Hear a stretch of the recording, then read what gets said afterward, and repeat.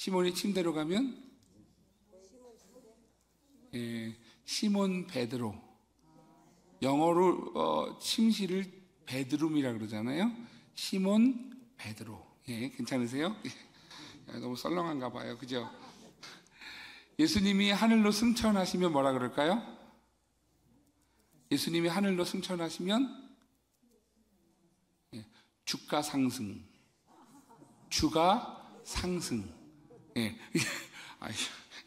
죄송합니다. 그래도 할게요. 하나님이 세상을 만드신 것을 뭐라고 부를까요? 하나님이 세상을 통치하신다. 그러면 뭐라 그럴까요? 주가 조작. 주가 조작. 주가 세상을 조작하신다. 뭐 이런 의미인 것 같아요. 어떡하죠? 삭개오가 편의점에서 물건을 살 때 뭐라고 부르는지 아세요? 이거 삭개오. 마지막 하나인데요. 기독교인들이 제일 좋아하는 숫자가 있답니다. 그 숫자가 숫자가 뭔지 아세요? 61. 예수는 하나. 여러분, 주님은 우리가 하나됨을 기뻐하시는 하나님이심을 믿으시기를 축복합니다. 아이고, 재미없게 해서 죄송합니다. 우리 세상에 참 지난 몇 주간, 한 주간 또 한 두 주간 참 많은 일이 있었던 것 같습니다. 미국에서 한국인들이 쫓겨나기도 했고요. 또 네팔에서 난리가 났고요. 미국에서 테러가 일어났고요. 또 이스라엘과 하마스가 좀 잠잠한다 싶었는데 또 다시 전쟁의 소리가 들려지지요. 우크라이나 러시아 전쟁도 또 소리가 들려지는 것을 보면서 참 어려운 시대를 우리가 살고 있구나라는 생각을 하게 됩니다. 지난주가 9월 7일이었죠. 지난 주일 지나서 화요일 날쯤 우리 네팔의 이완 선교사님에게 연락을 받았어요. 그 받았던 연락을 네팔에 관한 이야기를 이렇게 편지를 보내고 기도해 달라고 요청을 하셔서 좀 여러분 오늘 목회 서신에 실었습니다. 목회 서신에 보시면 네팔 상황이 이렇게 적혀 있고 기도 제목을 요청하신 내용이 적혀 있습니다. 좀 보시면 네팔을 위해서 우리가 기도해야 되겠다라는 생각이 드실 거예요. 이 기도를 좀 나눠야겠다 생각을 가지고 주보에 목회 서신에 실었는데 어저께 출력하기 바로 직전에 연락이 또 왔어요. 두 번째 편지가 왔어요. 그래서 고민을 했어요. 두 번째 편지를 실어야 되나 이런 생각을 하다가 그래도 내용을 모르시는 분들 때문에라도 첫 번째 편지를 싣고 두 번째 편지를 오늘 보여드려야겠다, 읽어드려야겠다라는 생각이 들어서 잠깐 좀 우리 선교사님이시죠. 네팔의 이완 선교사님의 편지를 좀 나누려고 합니다. 먼저 네팔의 상황들을 좀 말씀을 드리면 지난 9월 4일이에요. 9월 4일에 그러니까 지난 주일이 7일이니까 그 전이죠. 9월 4일에 네팔 정부가 네팔에 있는 모든 SNS, 다시 말하면 페이스북, 젊은이들이 하는 페이스북, 그 다음에 인스타그램, 유튜브, 그리고 왓츠앱 이런 이 소셜미디어를 다 통제를 해버려서 폐쇄를 시켜버렸어요. 그러고 나니 젠지 세대라고 하는, 다시 말하면 MZ 세대라 그러잖아요. 그 마지막 젠지 세대, 제너레이션이라고 하는 세대라고 하는 젠지 세대가 들고 일어났어요. 여러분, 젠지 세대가 대충 몇 살 정도 될 것 같은가 하면 아마 10대에서 20대가 될 거예요. 근데 그 젠지 세대가 들고 일어나서 그래서 폭동이 일어났습니다. 그 폭동이 일어난 게 지난 월요일이었어요. 지난 주일 지나서 월요일 8일 날 폭동이 일어났어요. 폭동이 일어나고 그 다음날 이거 정리해서 이렇게 기도 편지를 받고 사실 그때만 해도 이 네팔의 상황들이 많이 알려지지가 않아서 이리저리 찾아봤어요. 그런데 큰 난리가 났더라고요. 약 20여 명의 가장 중요한 그러한 정치인들, 장관들, 총리를 비롯해서 장관들을 이 사람들이 공격을 하기 시작을 했어요. 그래서 집에 찾아가서 집을 불태우고 그리고 예를 들면 총리라든가 여러분 아마 뉴스를 보신 분들은 아실 거예요. 총리가 이렇게 헬기에 이렇게 매달려서 도망가는 거, 또 재무장관을 쫓아가면서 10대들이 막 이렇게 주먹으로 때리는 거, 이런 영상들이 뉴스에 이렇게 나오더라고요. 그런 상황들이 이어졌습니다. 심지어는 총리 아내는 사망하기도 하고요. 이런 상황들이 있었어요. 이 상황이 왜 일어났느냐 하면 사실 이 네팔이라고 하는 나라는 굉장히 가난한 나라입니다. 어려운 나라예요. 그런데 그 나라에서 이 젊은이들이 일자리가 없어서 외국으로 일하러 나가야 되는 상황 가운데 있는 이런 상황 속에 권력 가진 사람들의 자녀들이 이런 소셜미디어를 통해서 그들이 네포키즈라 그래서 그 사람들이 자신들의 호화로운 삶들을 갖다가 계속 이제 내보낸 거예요. 그러고 나니까 상대적 박탈감이죠. 도대체 우리가 낸 세금으로 너희들은 호의호식을 하고 있고 우리는 이렇게 소망 없는 희망 없는 삶을 사는 게 맞냐? 라고 하는 것들 때문에 그래서 젊은이들이 그 네포키즈들을 갖다가 지금 소셜미디어에 막 올리기 시작했어요. 그래서 유튜브나 아니면 페이스북이나 인스타그램이나 왓츠앱이나 이런 데다가 다 올리기 시작을 했어요. 그래서 이런 사람들의 문제들을 고발하는 것처럼 올리기 시작을 했는데 그러고 나니까 갑자기 정부에서 그 소셜미디어를 다 폐쇄를 시켜버린 거예요. 여러분 사실 있을 수 없는 일이지요. 그러니 이 젊은이들이 들고 일어난 거예요. 이게 우리가 무슨 독재를 당하는 거냐라고 해서 다 들고 일어나서 그때부터 난리가 났는데 국회의사당이 불타버렸고 네팔에서 가장 큰 건물이 불타버렸고 그리고 심지어는 교도소에 들어가서 교도소 문을 열어버렸어요. 그래서 13,000여 명의 이 교도소에 갇혀 있었던 이 재소자들이 거리로 쏟아져 나와서 그래서 무법지대가 지금 되어진 상황이다라는 것이었어요. 그래서 기도 제목을 부탁을 한 게 여러분 오늘 목회 서신에 있습니다. 여러분 혹시 집에 가셔서 보시면서 기도해 주시면 좋을 것 같아요. 그때는 이제 이 사건이 터지고 바로 다음 날 기도 제목을 부탁을 하면서 이런 상황들을 위해서 기도해 주십시오라고 요청을 했는데요. 어저께는 이런 기도 제목이 왔어요. 여러분 잠깐 보여드리면 어저께 왔던 것들 내용이 이렇습니다. 감사 제목이 있어요. 놀라운 기도응답을 경험하고 있습니다. 감사합니다. 며칠 동안 젊은이들의 분노와 화염, 총성으로 가득했던 카트만두가 안정을 찾아가고 있습니다. 하나님 큰 혼란과 위기 속에서 네팔에 새로운 길을 열어주셨습니다. 속히 응답해 주신 하나님께 감사와 찬양과 영광을 올려드립니다. 아직 뉴스에서 네팔에 대해서 안정을 찾았다는 얘기가 나오지는 않고 있는데요. 근데 내부적으로는 그 상황보다 훨씬 좋아진 것 같아요. 그래서 여러분 좀 상황을 같이 이해해 주시면 좋겠습니다. 우리 선교사니까요. 어제 2025년 9월 12일인 금요일 전 대법원장이었던 수실라 카르키가 네팔 역사상 최초의 여성 총리로 임명되었습니다. 이는 네팔 정치 역사 속에서 중요한 이정표이며 혼란을 안정으로 이끌어가는 하나님의 손길을 느낄 수 있는 사건입니다. 그녀는 청렴성과 공정성으로 존경을 받아온 인물로 임시정부를 이끌게 되었습니다. 우리는 이 일로 인해 하나님께서 여전히 이 땅 가운데 일하고 계심을 믿고 감사드립니다. 네팔의 현재 상황은 그러나 여전히 네팔은 많은 도전과 불확실성을 안고 있습니다. 젊은 세대는 특히 Z세대인 청년들이 중심이 되어 부패와 정실주의, 언론과 표현의 자유 침해에 맞서 거리로 나섰습니다. 그 과정에서 정부의 강경 진압으로 희생자와 부상자가 발생하였고 국민적 분노가 커지고 있습니다. 사르마 올리 총리가 사임하였고 정치 지도자들과 대통령은 임시정부 구성을 합의하였습니다. 그러나 아직 장관 후보자에 대한 합의가 이루어지지 않아 현재 카르키 총리가 대부분의 직무를 임시로 감독하고 있습니다.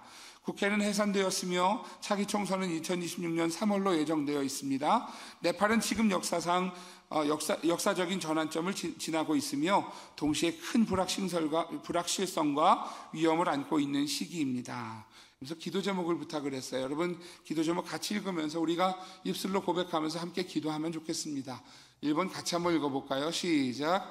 하나님의 지혜와 공의가 임하도록 수실라 카르키 총리가 공정하고 지혜로운 지도력을 발휘하여 혼란을 안정으로 이끌도록 여러분 위해서 기도해 주십시오. 두 번째입니다. 화해와 평화의 회복을 위하여 시위와 충돌로 상처 입은 국민들과 희생자 가족들에게 위로와 치유가 임하도록 기도해 주십시오. 세 번째입니다. 다가올 선거와 미래 정부를 위하여 2026년 3월에 예정된 총선이 공정하고 투명하게 치러지고 네팔이 정의와 평화의 길로 나아가도록 기도해 주십시오. 네 번째입니다. 네팔 교회를 위하여 하나님의 뜻 가운데 세워지고 복음의 빛이 더욱 밝게 비추도록 함께 기도해 주시기를 부탁드립니다. 예. 예, 잘못 읽었나 봐요. 예, 죄송합니다. 네팔 교회를 위하여 다시 읽을까요? 네팔 교회를 위하여 시작. 교회를 위하여. 네팔 땅에 평화와 정의를 이루시며 교회가 화해와 치유의 도구로 쓰임받도록 여러분 교회를 위해서 같이 기도해 주시기를 부탁을 드립니다. 여러분 우리가 이렇게 기도해야 되는 이유를 우리가 지난주에 나눴죠. 왜냐하면 갈라디아서를 우리가 지난주부터 함께 보면서 교회의 사명이 무엇인가, 성도의 사명이 무엇인가를 우리가 이야기를 나눴었습니다. 여러분 우리가 이러한 기도를 우리가 함께 공유하고 함께 기도해야 하는 이유가 무엇인가 하면 우리는 하나님의 나라로 함께 이어져 있기 때문에 그렇습니다. 오늘 하나님은 우리를 부르셨고 복음을 전하는 일에 교회와 성도를 사용하시지요. 오늘 갈라디아서의 배경을 말씀을 드리면 스데반 집사님의 순교로 지난주에 나눴던 말씀이에요. 정리해 보면 스데반 집사님이 순교를 합니다. 그리고 그 순교함에 따라 오늘 이 기독교인들이 위기를 겪고 흩어지게 됩니다. 여러분 스데반 집사님이 순교당하기 전에 교회의 상황은 굉장히 좋았어요. 어렵지 않았어요. 왜냐하면 같이 모여서 서로 쓸 것을 나눠주고 서로 도와주고 항상 모이기에 힘쓰고 모여서 함께 기쁘고 즐거움이 있는 그러한 교회의 모습이 초대교회 예루살렘 교회 처음 교회 예루살렘 교회의 모습이었어요. 여러분 그거면 너무 좋지 않습니까? 하지만 문제는 하나님은 기뻐하지 않으셨어요. 왜냐하면 너희들끼리 좋은 것이 교회가 아니야. 교회는 하나님 앞에 복음을 들고 세상으로 나가야 되는 거야. 이렇게 말씀하시는 거예요. 그 사건이 바로 스데반 집사님의 순교 사건이었다는 것이지요. 스데반 집사님이 순교하면서 이 기독교인들이 이 두려움 속에서 위기와 협박 속의 두려움 속에서 각각 흩어져서 자기가 각자 원하는 곳으로 다 흩어졌어요. 흩어지면서 그 흩어진 곳에 모여서 각각 예배를 드리고 복음을 전하는 삶을 살기 시작했더라. 이게 예루살렘과 온 유대와 사마리아와 땅끝까지로 증인이 되라고 말씀하시는 바로 예수님의 명령이 실행되는 것이다 라고 말씀을 드렸죠. 여러분 그렇게 흩어져서 복음을 전하다가 한 곳에 또 모여지게 됐습니다. 모여서 함께 예배를 드리게 됐어요. 그곳이 어디냐면 수리아 안디옥 지역의 교회 이름이 뭐라고요? 일부 때는 대답을 많이 곧잘 하셨는데 두 번째로 세워진 교회 이름이 뭐예요? 안디옥 교회라는 거예요. 안디옥 교회. 여러분 두 번째로 세워진 교회가 안디옥 교회고요. 처음 세워진 교회가 예루살렘 교회, 이 본부 교회죠. 본부 교회에 지교회가 생긴 거예요. 안디옥 지역에서 사람들이 모여 예배하면서 교회가 세워지게 되었어요. 자, 이렇게 교회가 세워졌는데 교회가 세워지고 나서 본부교회에서 그렇다면 누군가가 말씀을 전해야지, 교회에 말씀을 전하는 그러한 이 사역자가 있어야지 하고 파견을 보냈어요. 그 파견 보낸 사람이 누구라 그랬어요? 바울이 아니고요. 바나바라고요. 바나바가 이 안디옥 교회 소위 얘기하면 담임 목사로 파견을 받은 거예요. 그래서 그곳에서 예배를 인도하고 말씀을 전하고 그랬더니 여러분 안디옥 교회가 크게 부흥했다 이렇게 성경이 가르쳐줘요. 여러분 그렇게 부흥하고 안디옥 교회가 잘 세워졌어요. 근데 여러분 수리 안디옥 교회, 이 안디옥 교회는요 오늘 자기들이 모여서 이렇게 부흥하고 함께 모이는 것의 기쁨이 너무 기쁘고 좋은 일이지만 또 한 가지는 여기에서 멈추면 안 된다는 사실을 그들이 이전에 예루살렘 교회를 통해서 경험한 바 있죠. 그래서 안디옥 교회는 이제 우리가 교회의 사명을 다하자 하고 선교를 하기로 합니다. 여러분 교회의 생명은 선교예요. 성도의 생명은 선교예요. 복음을 전하는 일이에요. 그러니 우리가 여러분 네팔을 위하여 기도하지 않을 수 없죠. 그러니 우리 청년들 아울리치 가서 여러분 그 땡볕 아래서 여러분 복음을 전하고 우리가 때마다 일마다 정말 하나님의 복음을 전하는 일, 예수 그리스도의 복음을 전하는 일을 위해 여러분 우리가 부르심 받았다는 사실을 여러분 꼭 기억하시기를 주의 이름으로 축복합니다. 왜냐하면 교회의 생명이라 그래요. 성도의 생명이라 그래요. 그래서 이 복음을 전하는 일을 위해서 힘써야 하는 것이지요. 안디옥 교회가 이 일을 알고 있었어요. 그래서 여러분 선교합니다. 어떻게 선교하느냐 하면 이 안디옥 교회 가장 열심히 있는 지도자들 중에 2명을 뽑아서 선교사로 파송하자. 그래서 기독교 최초의 선교사가 세워지게 돼요. 그게 누구라고요? 바나바와 사울, 바울이라고요. 5명의 사람들이 후보로 올라왔는데요. 그 중에 바나바와 사울인 바울을 선택해서 그들을 첫 번째 선교사로 파송했다라는 이야기를 지난주에 나눴습니다. 자, 여러분, 그렇게 파송받은 선교사인 이 바나바와 사울은 처음 선교여행을 떠나게 되죠. 그것을 우리가 1차 선교여행이라고 이야기합니다. 1차 선교여행을 통해서 그들은 구브로라고 하는 섬을 지나가요. 구브로라고 하는 섬을 지나서 그래서 본도로 들어가게 되죠. 이 본도에 들어가서 산맥을 넘어서 힘들게 복음을 전하러 다닙니다. 그런데 여러분, 이 힘든 과정 속에 너무 힘들었어요. 그래서 같이 다니던 마가라고 하는 그러한 조카는, 이 바나바의 생질이었던 마가는 오늘 그곳에서 너무 힘들어서 도망가 버리고 말아요. 그래도 바나바와 사울, 바울은 복음을 전하기 위해서 그 산맥을 넘어서 이제 갈라디아 지역에 도착하게 됩니다. 여러분, 갈라디아 지역은 어떤 것인가? 동네 이름이 아니에요. 지역 이름이에요. 다시 말하면 갈라디아 지역 안에 어떤 동네가 있느냐 하면 루스드라, 비시디아 안디옥, 이고니온, 더베라고 하는 이런 지역들이, 이 동네가 지역 안에 있는 거죠. 그래서 갈라디아 지역에, 여러분, 이곳에 곳곳을 방문하면서 복음을 전하기 시작합니다. 그리고 교회가 세워지죠. 갈라디아 교회입니다. 갈라디아 교회는요, 한 교회가 아니에요. 그래서 갈라디아서 1장 앞 1절 2절에 보면 갈라디아 교회들에게 편지하노니 이렇게 이야기해요. 그러니까 갈라디아 지역에 있는 교회들이라고 이야기하는 거죠. 사도 바울과 바나바가 복음을 전하면서 그곳에 가는 곳마다 가정이 모여서 예배를 드리기 시작했고 그게 교회가 되어졌다. 이게 지금 갈라디아 교회라고 이야기하는 거예요. 여러분, 이렇게 복음을 전하는데 쉽지 않았어요. 여러분, 지형적으로도 힘들었지만 여러분, 이 복음을 전하는 길이 너무 어려웠던 것은요, 오늘 이 복음을 전하면서 사람들이 이 바나바와 바울을 핍박하는 거예요. 심지어는 어떤 일이 있었느냐 하면 바울에게 복음을 전하는 바울에게 돌을 던집니다. 바울이 돌을 맞고 쓰러졌어요. 그래서 기절을 했어요. 사람들이 죽은 줄 알아요. 그래서 성 밖에 갖다 버립니다. 그런데 그 성 밖에 갖다 버린 그 바울이 그곳에서 다시 정신 차리고 툴툴툴툴 털고 일어나서 다시 복음 전하러 들어가요. 여러분, 쉽지 않은 일이지요.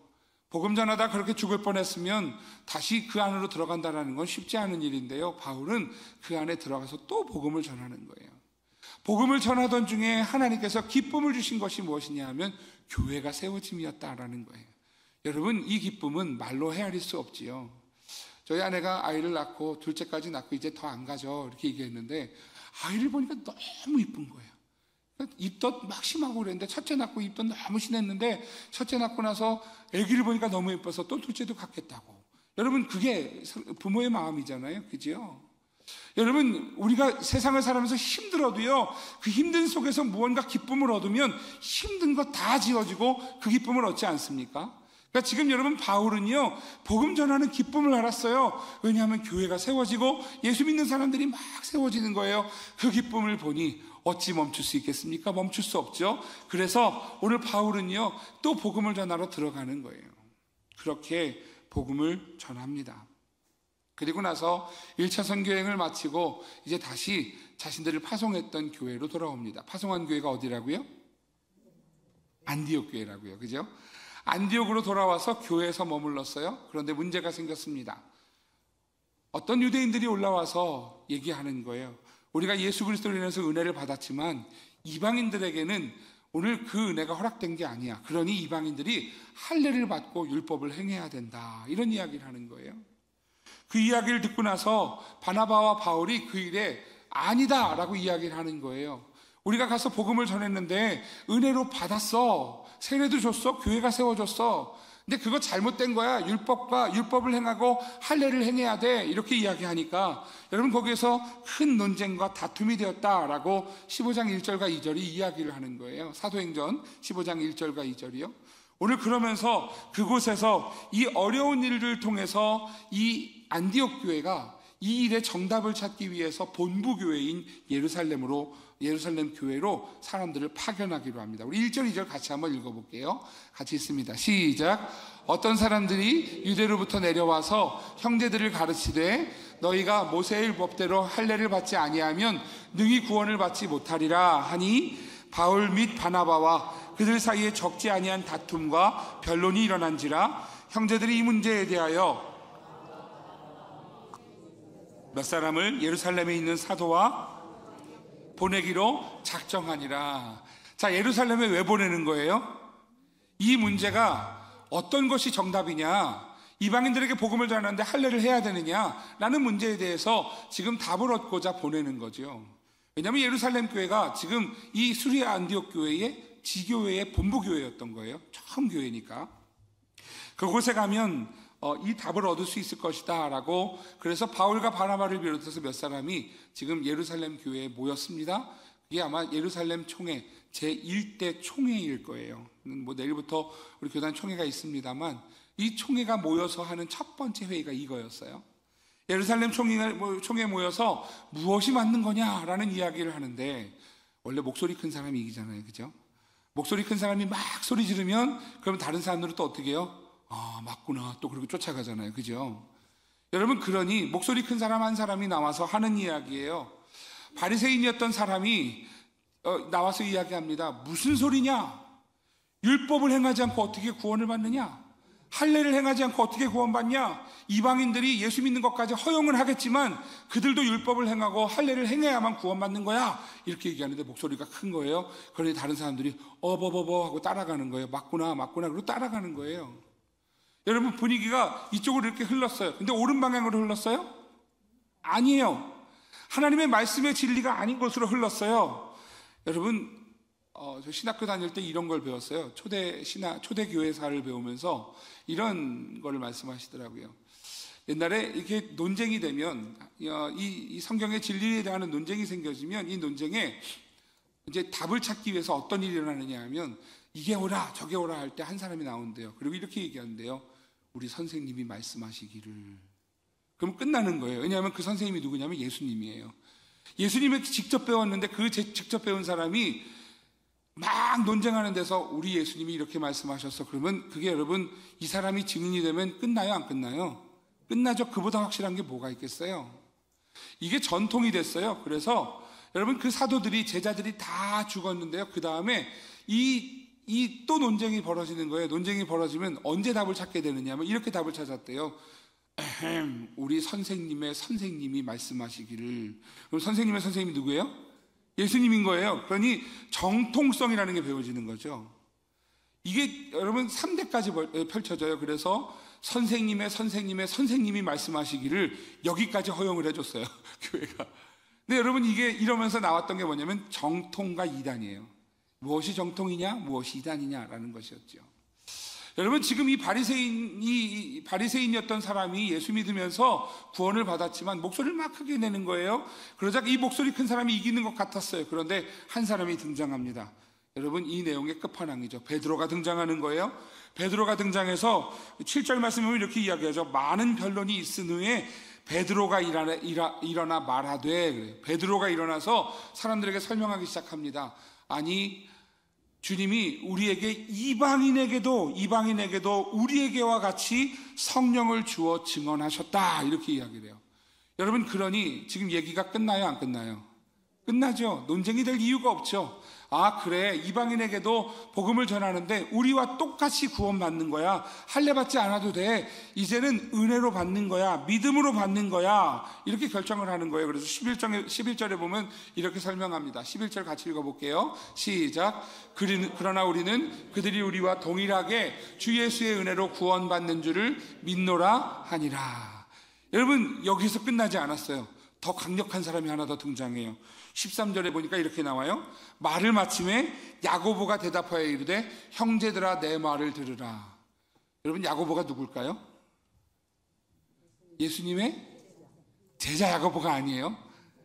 여러분, 예수님의 동생 야고보예요. 여러분, 제자보다 동생이 좀 더 힘이 있지 않을까요? 여러분, 야고보가 예수님 살아계실 때 예수님 따르지 않았어요. 우리 형이 무슨, 우리 집에서 자란, 나하고 똑같이 자란 형인데. 그런데 여러분, 예수님이 부활하신 것을 경험하면서 야고보가 누구보다도 더 예수님을 따르는 제자가 됐어요. 그리고 나서 초대 예루살렘 교회의 지도자가 됐어요. 실질적인 담임 목사 역할을 야고보가 한 거예요. 그러니 여러분, 야고보가 나와서 하는 이야기예요. 형제들아, 내 말을 들으라. 15절에서 18절 같이 읽어볼까요? 시작. 선지자들의 말씀이 이와 일치하도다. 기록된 바 그 후에 내가 돌아와서 다윗의 무너진 장막을 다시 지으며 그 허물어진 것을 다시 지어 일으키리니 이는 그 남은 사람들과 내 이름으로 일컬음을 받는 모든 이방인들로 주를 찾게 하려 함이라 하셨으니, 즉 예로부터 이것을 알게 하시는 주의 말씀이라 함과 같으니라. 여러분, 이방인에게도 주를 찾게 하신다라고 하는 그러한 말씀을 가지고 이 말씀이 맞는 거야. 그러니 이방인들도 은혜로 구원을 받는 것이다, 믿음으로 구원을 받는 것이다, 이렇게 야고보가 딱 정리를 해줬어요. 그러니 이제 더 이상 논란이 될 수 없죠. 그런데 문제는요, 그 논란이 예루살렘 교회에서는 정리가 됐고 안디옥 교회에서도 정리가 됐지만, 여러분, 아직 갈라디아에 있는 교회들은요 그런 얘기를 몰라요. 그러니 유대인들이 그곳에 가서 그것을 흩트리기 시작합니다. 너희가 받은 거 믿음으로 구원받는 거지만 믿음 전에 너네가 할례를 받아야 돼, 행함이 있어야 돼, 율법을 따라야 돼, 이렇게 얘기하는 거예요. 여러분, 그 일에 갈라디아서가 기록되었다라는 것이죠. 여러분, 지난주 말씀을 나누면서 우리가 이렇게 나눴어요. 그리스도의 복음이 어떻게 나타나는가? 오늘 우리가 구원받은 하나님의 자녀가 되었는데, 갈라디아 교회가 처음 예수를 믿고 구원받아서, 그래서 그 어려운 중에도 교회들로 여러 가정마다 교회가 세워졌는데, 그 교회가 여러분 여러 가지 혼란스러운 것과 기준을 잃어버린 것과, 그래서 교회다움을 잃어버렸을 때 뭐 해야 하는가?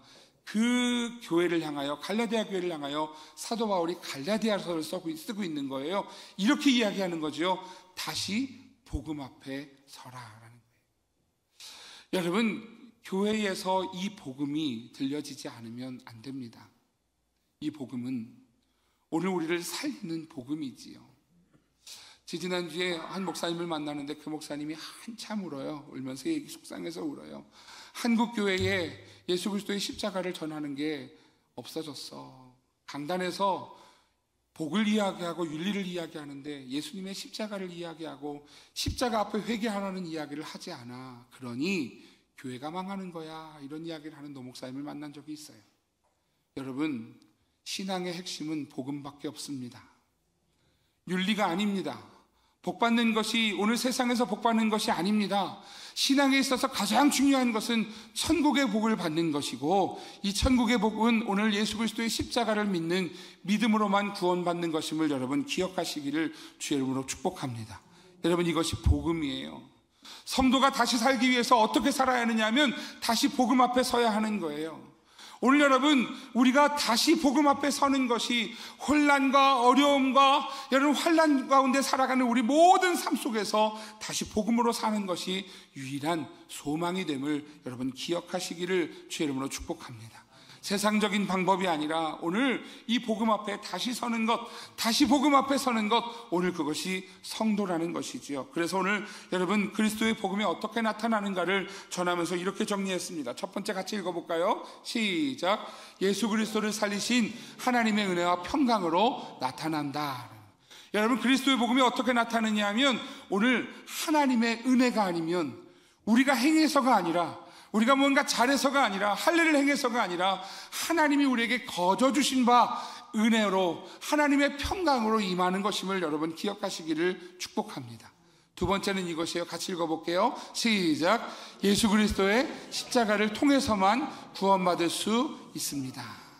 여러분, 예수 그리스도의 십자가를 통해서만 구원받는다라고 하는 것은요, 오늘 우리에게 이렇게 전하고 있어요. 예수님의 십자가가 우리를 구원하셨는데 결코 값싼 십자가가 아니야. 여러분, 십자가가 무엇입니까? 예수님이 하늘 보좌를 버리시고 하나님이신 예수님이 이 땅에 오신 것이 십자가예요. 여러분, 우리도 받을 수 없는, 여러분 도저히 받을 수 없는 그 십자가의 고통과 모든 그 수치와 모든 고난을 다 지시고 십자가에서 죽으신 것, 우리 대신 죽으신 것, 이게 십자가라는 거예요. 오늘 여러분, 우리가 구원받은 이유는 우리가 그 십자가에 달려 죽어야 할 만큼 우리는 그런 죄인인데, 오늘 그 십자가를 우리 대신 누가? 예수님이 대신 지셨다라는 것이지요. 오늘 여러분, 십자가를 통해서만 구원받는다는 사실을 여러분 기억하시기를 주의 이름으로 축복합니다. 오늘 그래서 우리는 세 번째입니다. 같이 읽어볼게요. 시작. 우리는 다시 예수 그리스도 앞에 서야 합니다. 할렐루야. 우리는 다시 예수 그리스도 앞에 서야 합니다. 예수 그리스도의 십자가 앞에 다시 서서 오늘 그 은혜를 가지고 하나님 앞에 다시 그 은혜를 회복해서 사는 것이 성도의 회복이고, 여러분, 이 시대에 필요한 믿음이지요.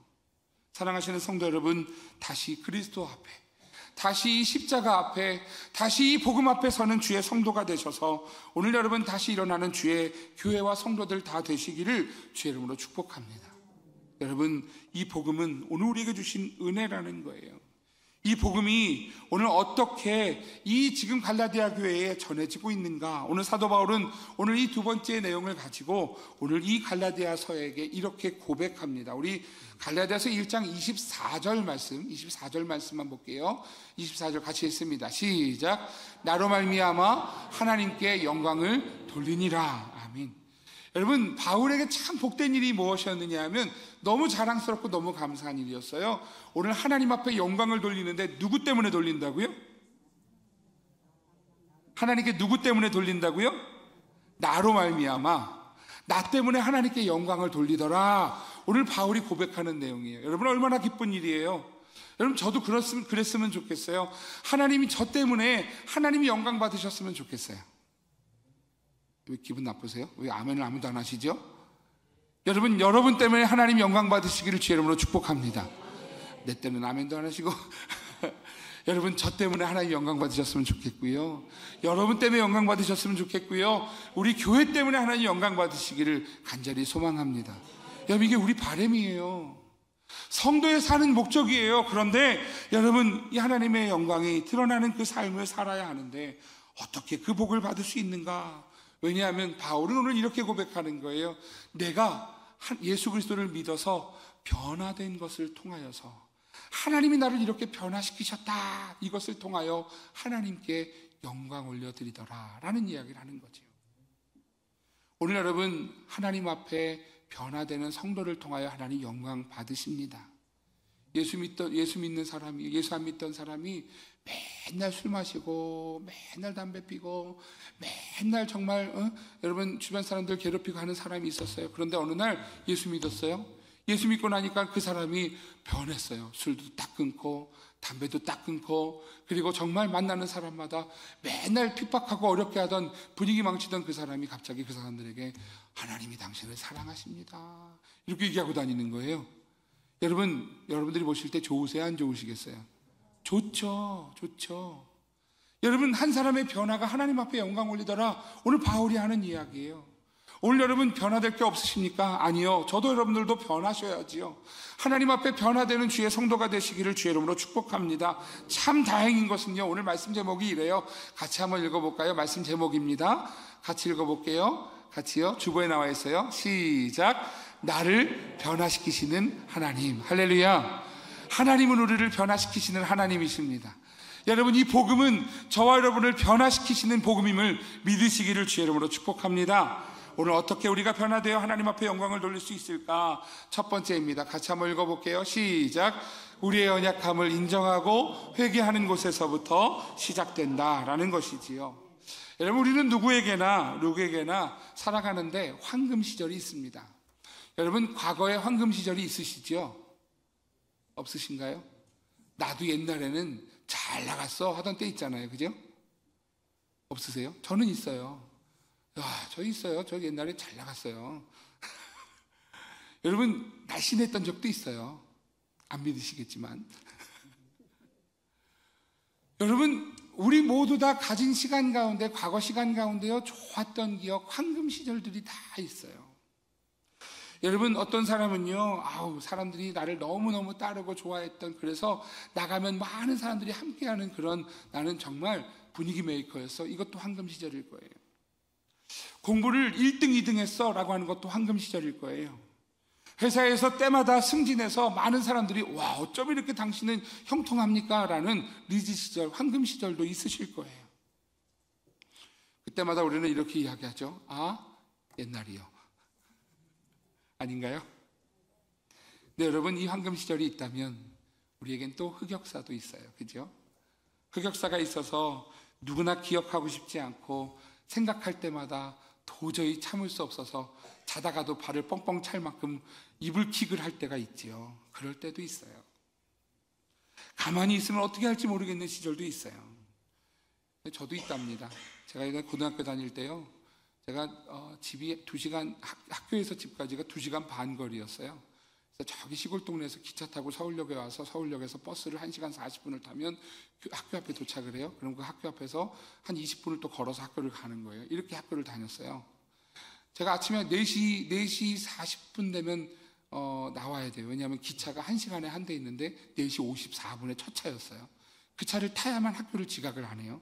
그래서 그 차 타러 나와서, 여러분 가다 보면 졸리잖아요, 고등학생이. 그래서요, 버스를 타면 잠을 자는 거예요. 버스 탈 때가 됐는데 여학생들이 다 꽉 차 있는데요, 저는 잤죠, 앉아서. 종점에서 탔으니까 잤죠. 그런데 차가 이렇게 돌는데요, 자다가 제가 이렇게 고스란히 넘어졌어요. 웃자고 하는 얘기인데 이렇게 안 웃으면 저만 쪽팔리잖아요. 이렇게 넘어진 거예요. 제가 눈을 떴더니 다리만 쫙 보여요. 근데 그때 여학생들이 너무 많아서요, 너무 창피했어요. 그래서 제가 그대로 의자에 다시 앉아가지고 하는데, 잠을 자려고 눈을 감았는데 잠이 올까요, 안 올까요? 안 와요. 한동안 잠 못 자고 다녔어요. 의자에 앉으면 내가 넘어질까봐 의자를 손으로 꽉 메고 이러고 앉아 있었어요. 여러분 지금 생각해도 얼마나 창피한지 몰라요. 흑역사지요. 여러분 우리 저만 이상하게 보시나요? 여러분 다 그런 날 있으시잖아요, 그죠? 생각해보면 아유 내가 그때 왜 그랬을까, 그런 날 있지 않으세요? 베드로에게도요 황금기가 있습니다. 베드로 언제가 황금기인가? 제가 이렇게 생각해보면, 여러분 예수님께서 가이사랴 빌립보에서 제자들에게 질문하세요. 사람들이 나를 누구라 하느냐? 그러자 제자들이 대답합니다. 어떤 사람은 세례 요한이라고 합니다. 어떤 사람은 엘리야라고 합니다. 어떤 사람은 예레미야나 선지자 중에 하나라고 합니다. 그러자 여러분 예수님께서 질문합니다. 그러면 너희는 나를 누구라 하느냐? 그러자 베드로가 대답해요. 뭐라고 대답해요? 주는 그리스도시요 살아계신 하나님의 아들이십니다. 여러분 베드로가 이렇게 고백하고는 어땠는지 아세요? 와, 내가 이런 얘기를 했어? 안 그럴까요? 여러분 그런 경험 있으시잖아요, 그죠? 와, 내가 어떻게 이런 생각을 했지? 어떻게 이런 얘기를 했지? 아마 베드로도 그랬을 거예요. 다른 제자들도요, 이 베드로를 보면서 아유, 저 대답 내가 했어야 되는데 아마 그랬을걸요. 여러분 역사에 남을 만한 멋진 말을 했어요. 주는 그리스도시요 살아계신 하나님의 아들이십니다. 예수님 그 대답을 듣고 기뻐하셔서요, 너의 고백 위에 내가 교회를 세우겠다. 이 교회가 음부의 권세가 해하지 못할 것이다. 여러분 오늘 베드로의 역사상 가장 멋진 말이 아니에요. 물론 그것보다 더 멋진 말이 나는 이거라고 생각합니다 하시는 분들이 계실지 모르겠어요. 그렇지만 제가 볼 땐 그래요. 이 말이 여러분 정말 역사에 남는 믿음의 고백, 최고의 고백이었잖아요. 여러분 이 황금기를 겪었던 베드로이지만 또 흑역사도 있겠죠. 제가 볼 때 흑역사는요, 예수님 십자가에 달려 돌아가실 때 예수님을 3번 부인했던 모습이 아니었을까. 마가복음 14장에 보면 이렇게 이야기합니다. 68절부터 보면 베드로가 부인하여 이르되 나는 내가 말하는 것이 무엇인지 알지도 못하고 깨닫지도 못하겠노라 하며 앞들로 나갈세. 한 여종이 와서 물어보는 거예요. 너 예수님하고 같이 다니던 사람이잖아. 저 예수하고 같이 다니던 사람이잖아. 그러니 이렇게 대답하는 거예요. 내가 네가 말하는 것이 뭔 말인지 도무지 모르겠다. 그러자 여종이 또 이야기합니다. 그를 보고 곁에 서 있는 자들에게 다시 이르되 이 사람은 그 도당이라. 그러자 베드로가 또 합니다. 또 부인하더라.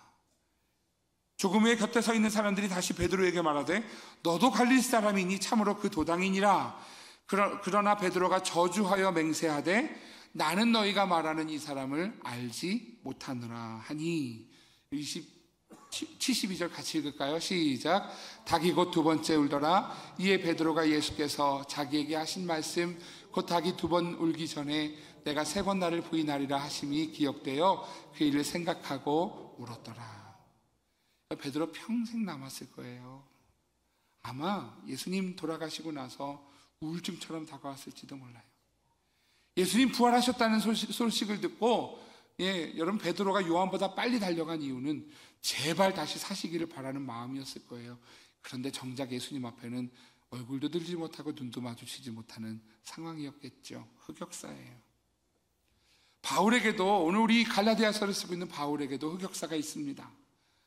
사도행전 7장에 보면 57절에서 60절에 보면 스데반 집사님이 복음을 전하는 그 이야기를 듣고 여러분 사람들이요 스데반 집사님에게 달려들기 시작합니다. 그들이 큰 소리로 지르며 귀를 막고 일제히 그에게 달려들어, 그리고 58절 이렇게 설명하죠. 같이 읽을게요. 시작. 성 밖으로 내치고 돌로 칠세, 증인들이 옷을 벗어 사울이라 하는 청년의 발 앞에 두니라. 여러분, 사울에게 있어서 평생 짐이 되는 일일 거예요. 왜냐하면 복음을 전하고 있는 그 스데반 집사님을 돌로 쳐 죽이는데 그 일에 본인이 증인이 됐어요. 사울이요, 여러분, 최초의 순교자가 죽는, 최초의 기독교 순교자인 스데반 집사님이 순교당하는 그 자리에 자기 이름으로 죽인 사람이 되어졌다는 거예요. 여러분, 어쩌면 사울은 선교행을 할 때마다, 복음을 전하러 갈 때마다 내가 왜 그랬을까?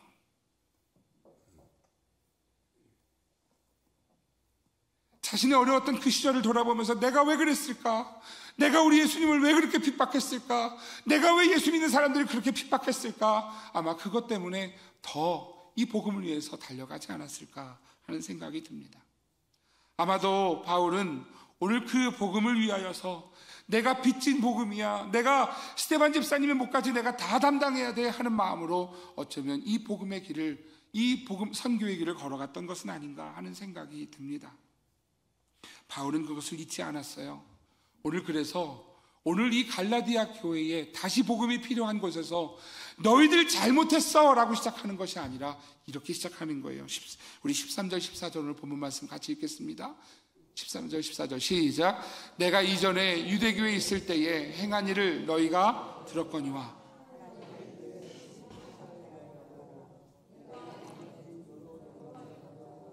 유대교를 지나치게 믿어 조상의 전통에 대하여 더욱 열심히 있었으나. 여러분, 바울이 오늘 그들에게 이야기합니다. 내가 예전에 유대교에 대한 열심이 있어서 내가 하나님의 몸된 교회를 심히 핍박하고 멸했다. 내가 그 잘못된 신념을 가지고 그래서 그 신념에 더욱 열심냈다, 이 이야기를 하는 거예요. 여러분, 사도 바울이 그런 이야기 하기가 쉽지 않았을 거예요. 그런데 오늘 여러분, 바울은 그 빚진 마음을 가지고 늘 자신의 이 과오를 회개하는 마음으로 오늘 이야기하는 것이지요. 고린도서에 보면 말씀합니다. 죄가 있는 곳에 은혜가 넘친다라고요.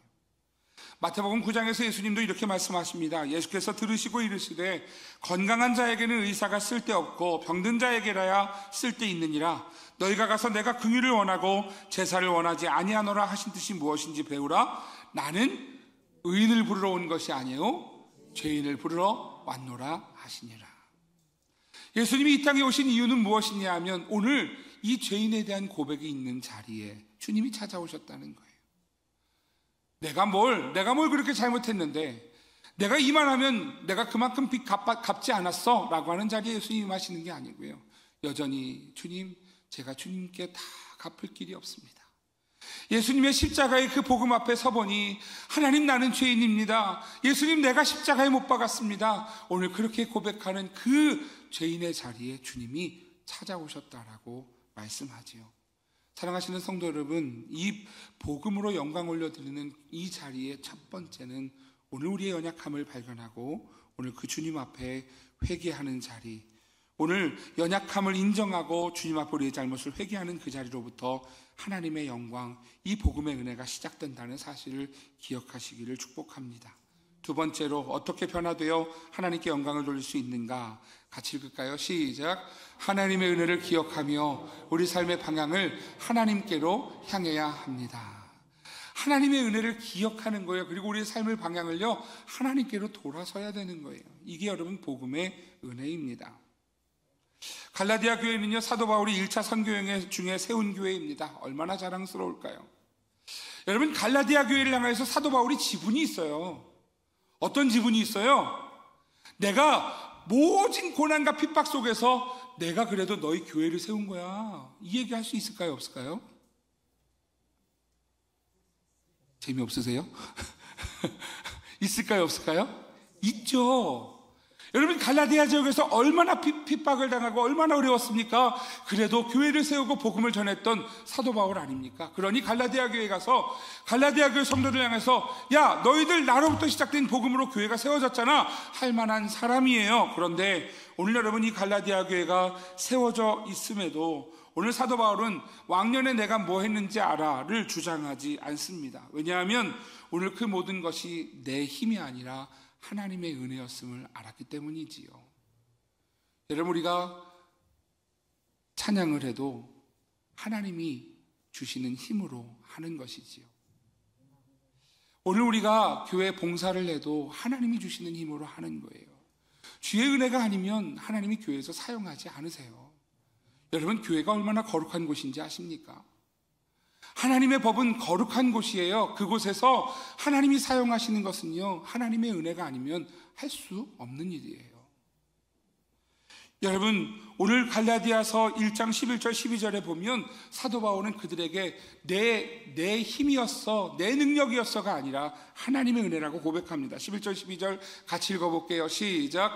형제들아, 내가 너희에게 알게 하노니 내가 전한 복음은 사람의 뜻을 따라 된 것이 아니니라. 이는 내가 사람에게서 받은 것도 아니요 배운 것도 아니요 오직 예수 그리스도의 계시로 말미암은 것이라. 내가 잘나서, 내가 뛰어나서, 내가 능력이 있어서 갈라디아 교회가 세워진 것이 아니라 오직 예수 그리스도의 계시로, 은혜로 말미암은 것이다. 오늘 그래서 15절도 이렇게 말씀하죠. 15절 같이 읽겠습니다. 시작. 그러나 내 어머니의 태로부터 나를 택정하시고 은혜로 나를 부르시니가. 여러분, 오늘 은혜로 부르심 받은 바울임을 알았어요. 오늘 여러분, 우리가 고백할 이야기가 이것이지요. 나는 은혜로 구원받은 자녀입니다. 여러분, 우리는 은혜로 구원받은 자녀예요. 여러분, 목사도 장로도 권사도 아무 소용없어요. 은혜로 구원받고 은혜로 세워지신 자리지, 우리의 능력이 있어서 우리가 뭔가 잘해서 성도일 때 잘해서 집사되고 집사일 때 잘해서 권사되고 안수집사되고 장로된 거 아니고, 오늘 우리가 무언가 잘해서 목사가 되는 게 아니고요, 오직 하나님의 은혜로 됐다는 거예요. 그러니 오늘 이 직분을 하나님 앞에 감사하면서 하나님 주신 직분입니다. 여러분, 그렇게 섬기는 것이 여러분 은혜로 세워진 사람이지요. 로마서에 보면 이렇게 고백합니다. 5장에 보면 우리가 아직 연약할 때에 기약대로 그리스도께서 경건하지 않은 자를 위하여 죽으셨도다. 의인을 위하여 죽는 자가 쉽지 않고 선인을 위하여 용감히 죽는 자가 혹이거니와 우리가 아직 죄인 되었을 때에 그리스도께서 우리를 위하여 죽으심으로 하나님께서 우리에 대한 자기의 사랑을 확증하셨느니라. 여러분, 아직 연약할 때, 아직 죄인 되었을 때 하나님이 우리를 위하여 죽으심으로 우리가 구원받고, 오늘 주님이 우리를 위하여 죽으심으로 오늘 우리가 이 자리에 있음을 여러분 꼭 믿고 기억하시기를 주의 이름으로 축복합니다. 이 은혜를 아는 사람은요, 결코 변하지 않아요. 여러분, 가룟 유다 아시지요? 예수님을 판 사람. 이 사람에게도 구원의 기회가 있었어요. 마태복음 27장에 보면 이렇게 말씀합니다. 3절부터 보면은요, 그때 예수를 판 유다가 그의 정죄함을 보고 스스로 뉘우쳐. 여러분, 지금 뭐라고 성경이 설명하느냐 하면 가룟 유다가 뭐 했대요? 스스로 뉘우쳤대요. 스스로 뉘우쳤대요. 자기 자신의 잘못을 뉘우쳤대요. 그리고 설명합니다. 그 은 30을 대제사장들과 장로들에게 도로 갖다 주며, 이거 내가 실수한 거예요, 바꿔주세요, 다시 돌려주세요. 여러분, 그렇게 대제사장과 장로들에게 도로 받은 걸 다 갖다 줬어요. 그리고 또 이야기합니다. 이르되 내가 무죄한 피를 팔고 죄를 범하였도다.